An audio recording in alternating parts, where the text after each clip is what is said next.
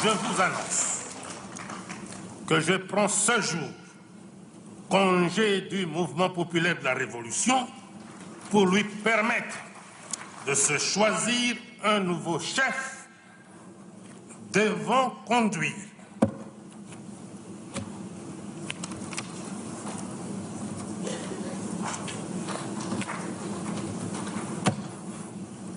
Comprenez mon émotion. Au cœur de l'Afrique, un homme nommé Joseph Désiré Mobutu s'est élevé de débuts modestes pour devenir l'une des figures les plus influentes et controversées du XXe siècle. Son parcours, d'un simple soldat à chef de la République démocratique du Congo, rebaptisé plus tard Zaïre, est une histoire d'ambition, de pouvoir et du lourd prix de la domination absolue. Né le 14 octobre 1930 à Lisala, une petite ville du Congo belge, Mobutu grandit dans un foyer modeste. Son père mourut alors qu'il était encore jeune, laissant sa mère travailler dur pour subvenir aux besoins de la famille. Enfant vif et curieux, Mobutu fut envoyé dans des écoles missionnaires où il excella académiquement et développa une discipline rigoureuse. Adolescent, Mobutu rejoignit la force publique, l'armée coloniale belge. C'est là qu'il apprit l'art du commandement et de la discipline.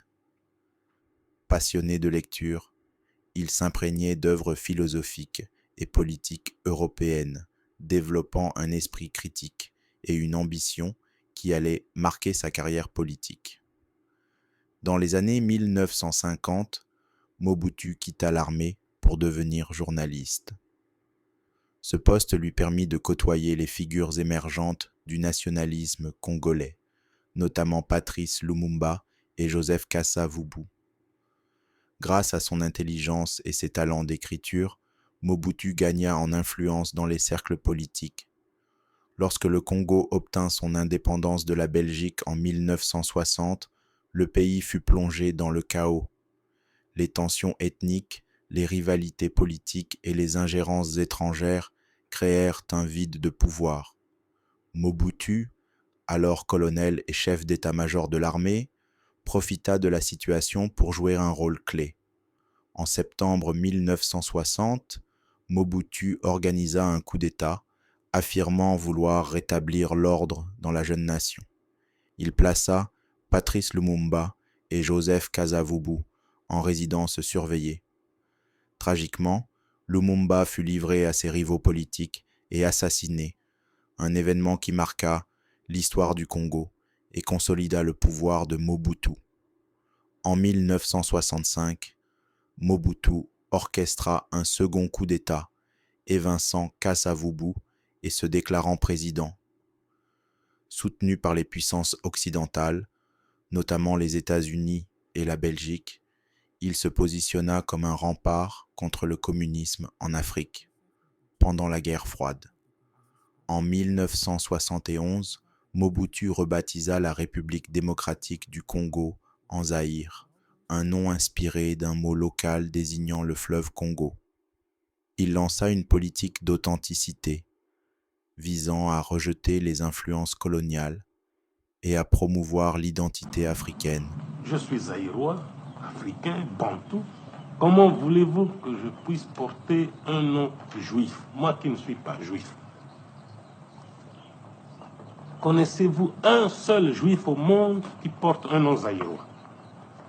Et pourquoi moi?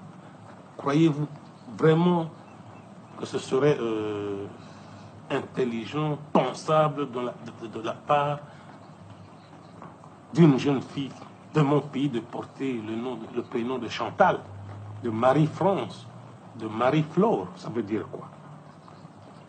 Monsieur le Président, est-ce qu'à travers cette authenticité, vous cherchez également à créer au Zaïre une conscience nationale? Mais cette conscience nationale existe depuis mon avènement au pouvoir, depuis le 24 novembre 65. Parcourez un peu le pays, monsieur François, vous verrez de vos yeux, vous constaterez de vous-même que la prise de conscience est très nette dans le pays. Et c'est ça le résultat le plus palpable auquel nous sommes arrivés. Est-ce que ça n'était pas Les citoyens furent encouragés à adopter des noms africains, à porter des vêtements traditionnels, et Mobutu lui-même incarna cette renaissance culturelle.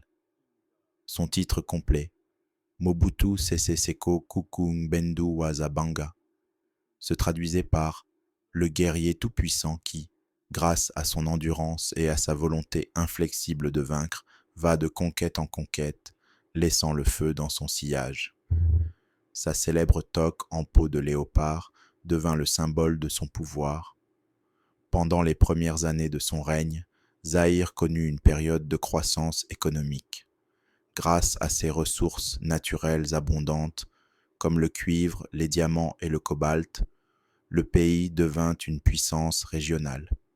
Kinshasa, la capitale, s'épanouit en tant que centre culturel célèbre pour sa musique et son innovation artistique.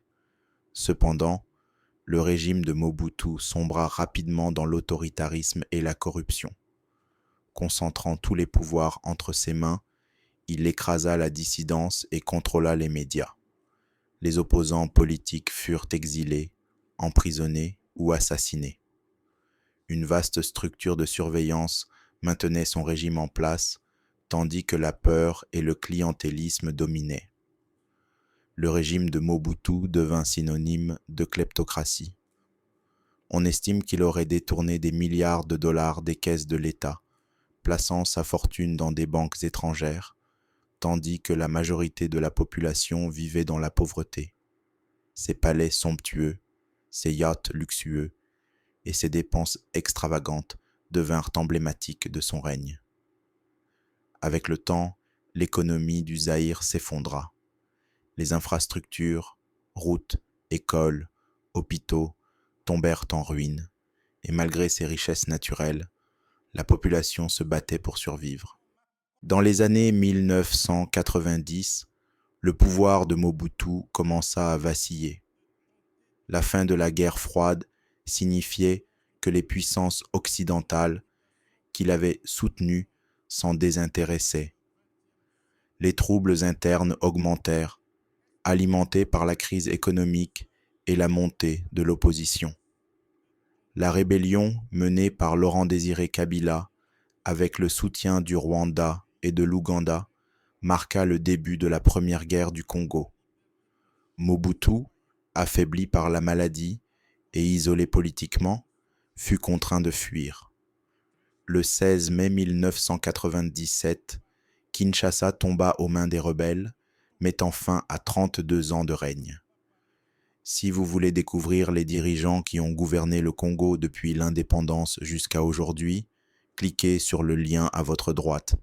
Mobutu passa ses derniers jours en exil au Maroc, où il mourut d'un cancer de la prostate le 7 septembre 1997. Sa chute marqua la fin d'une époque pour le Zaïre, qui fut rebaptisé République démocratique du Congo par Kabila. L'héritage de Mobutu est profondément complexe et polarisant. Pour certains, il est rappelé comme un dirigeant charismatique qui a apporté une stabilité et une fierté culturelle à une nation fracturée. Pour d'autres, il symbolise la cupidité, l'autoritarisme et l'exploitation des ressources d'un pays pour des gains personnels. Sa politique d'authenticité a laissé une marque indélébile sur l'identité culturelle africaine, mais sa kleptocratie a plongé le Zaïre dans des décennies de pauvreté et d'instabilité. Les cicatrices de son régime sont encore visibles aujourd'hui en République démocratique du Congo, alors que le pays continue de lutter contre la corruption et les défis économiques. L'histoire de Mobutu Sese Seko est un rappel puissant des complexités du leadership, de l'attrait du pouvoir absolu et des conséquences de la priorité donnée aux gains personnels au détriment du bien-être national.